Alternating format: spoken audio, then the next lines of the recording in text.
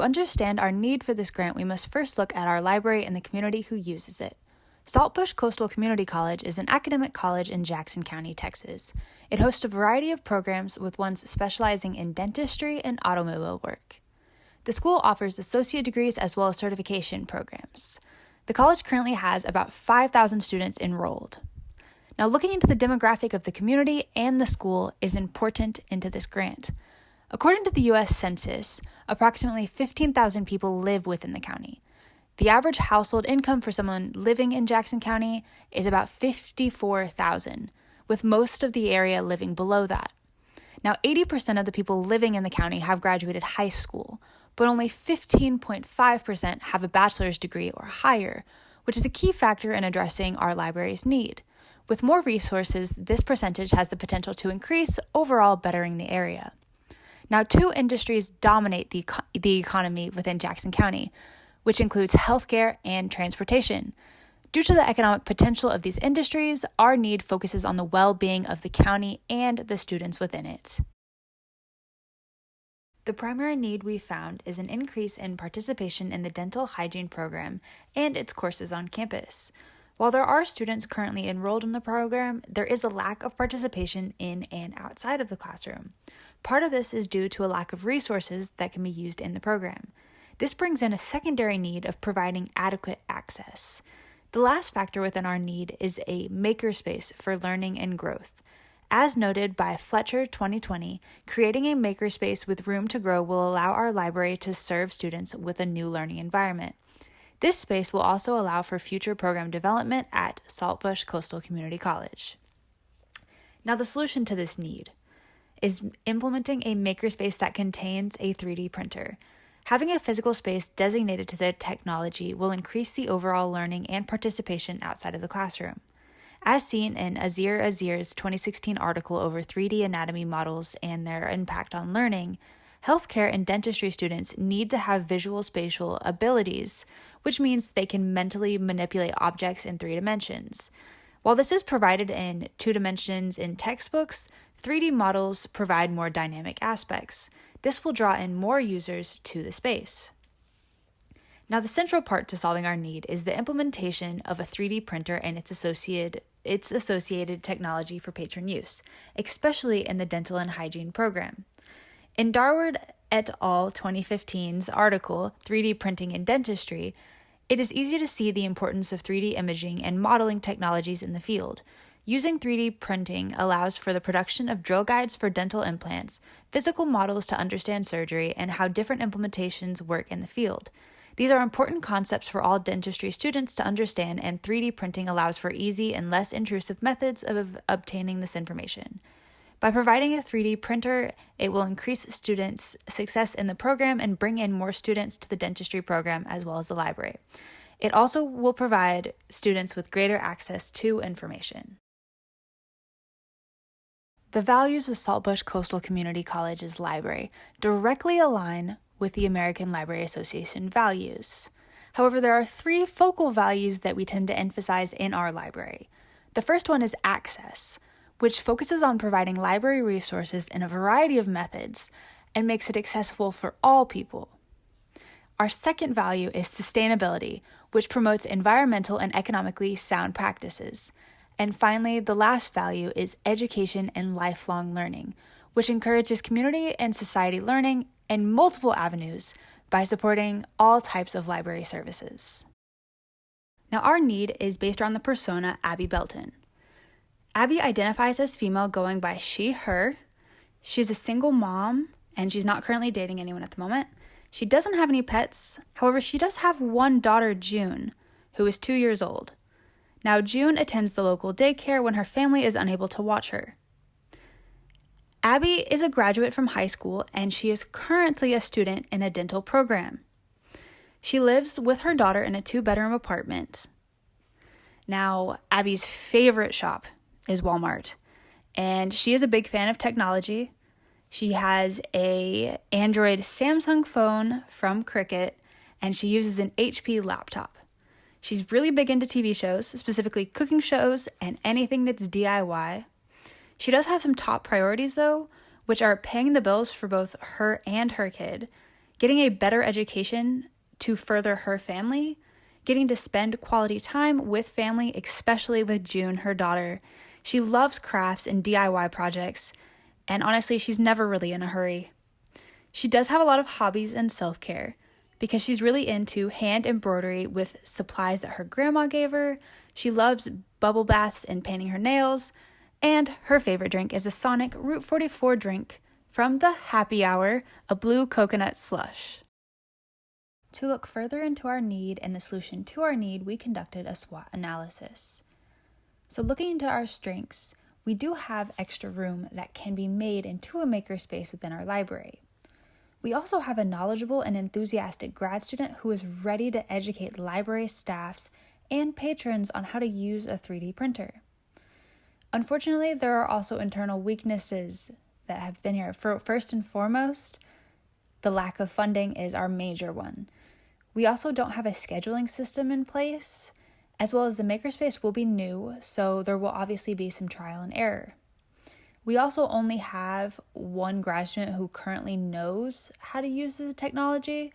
However, this can be combated with further training of other staff members. Now, there are some positive external opportunities that come out of this. For one, it can be a community makerspace courses, which can offer certificate programs. It gives the chance to collaborate with local schools to show students the space and what else they can do with their careers.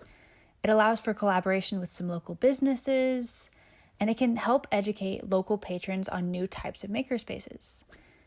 And most importantly, we currently have 2 college programs that will regularly be using this technology. Despite all of this, there are some threats that do come. For one, there is a chance that another local community college could be offering this type of makerspace, so there's the competition aspect. There's also the chance of library politics, as in the library board might not understand or support the importance of our technology need for the programming. There's also been a shift in library culture, so that could definitely change what we bring in and what we take out. And as noted in Gerald Walther's article, Printing Insecurity, The Security Implications of 3D Printing Weapons, 2015, the potential of individuals printing firearms is always a threat. However, we will be putting policies in place to negate that.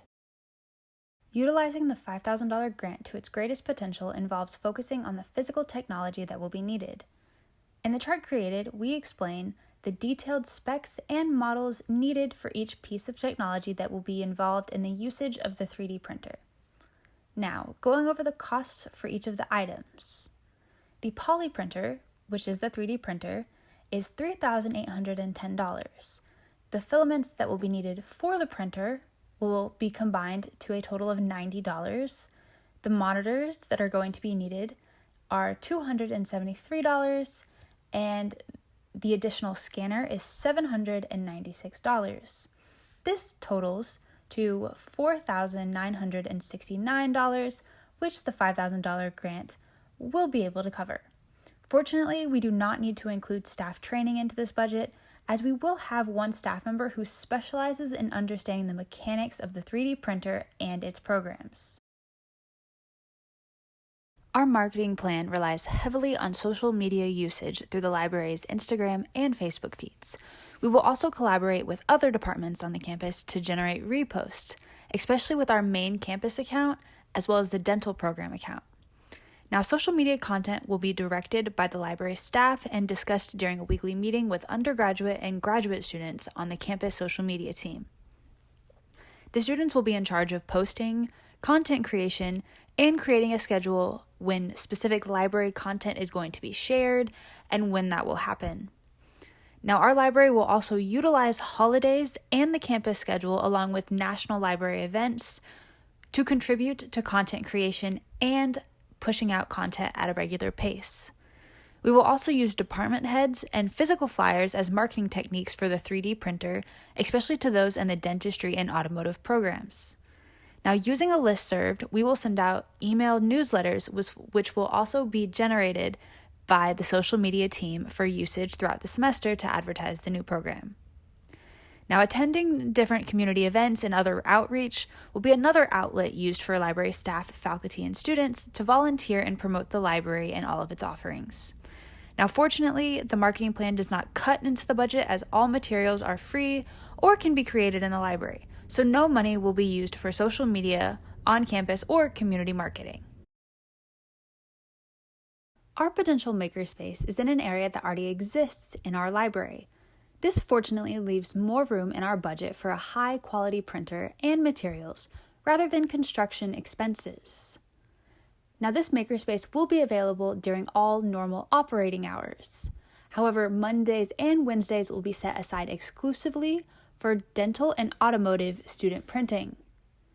Now, there are a few policies that are specific to our library and this makerspace that students will need to agree to before they are allowed to use the makerspace.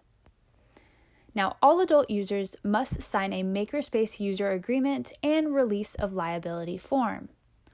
All users under 18 must submit both forms as well as ones signed by a parent and or guardian. Any weapons and or other similar material are prohibited from being made using the 3D printer. And all dental and automotive students will all be required to participate in a mandatory training day that will be part of one of their classes at the beginning of every semester.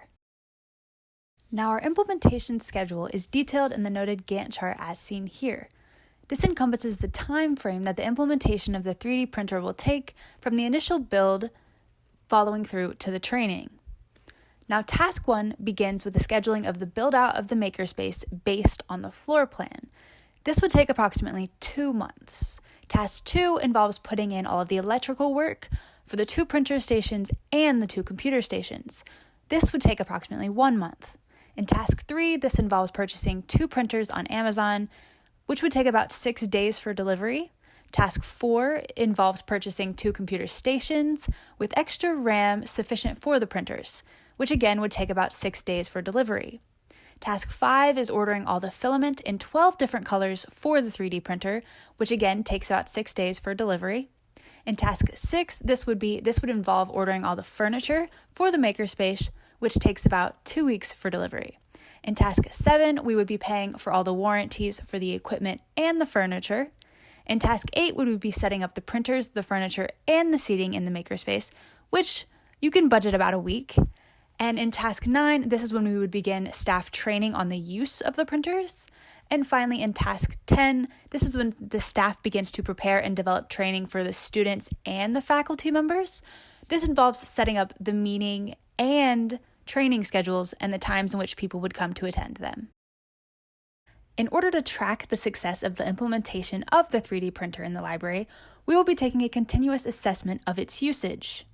Our goal is to increase the participation in academic programs within the dental and healthcare field by providing these 3D printer technologies. Now, part of this will involve analyzing the usage of the 3D printer once it has already been added to the library. This will be measured through sassafras technology, which helps record what programs are being used, their frequency, and the length of time the program itself is being used. This will be monitored for 3 equal-length periods of time of 2 months. By the end of the first 2 months, we expect the log hours for the 3D printer to be at 30 hours. After the second period of time, we assume that 75 hours will have been logged. And finally, after the third analysis period, we expect 100 hours of usage will be now logged. Now, if we reach all designated achievement points, this will dictate the success of the 3D printer within the library. Changes may be needed to address the overall goal of success, depending on its beginning logged usage. However, based on current research, 3D printers do offer a great tool for learning for those in the healthcare industry, so we have little doubt that this will fail. In addition to completing the above, we would use surveys to check individual student success rates. These surveys would be Likert surveys sent to students that used the 3D printer. This would focus on a specific focal group of students, specifically students in the dentistry and automotive programs. It would question their satisfaction with the 3D printer, how successful it was in helping them with their classes, and how likely they are to use it again. Depending on their reviews will help determine the success rate of the 3D printer technology within the library. We hope that through this plan, you are able to see the need we have for our library. At Saltbush Coastal Community College, we strive to give back to our patrons and advance our communities. By implementing a 3D printer into the library along with a designated makerspace, it will increase the participation and student success within our school programs. Due to a lack of funds, we are only able to do this by receiving this grant. We want to meet the needs of our patrons, and creating this space will be fundamental in doing so.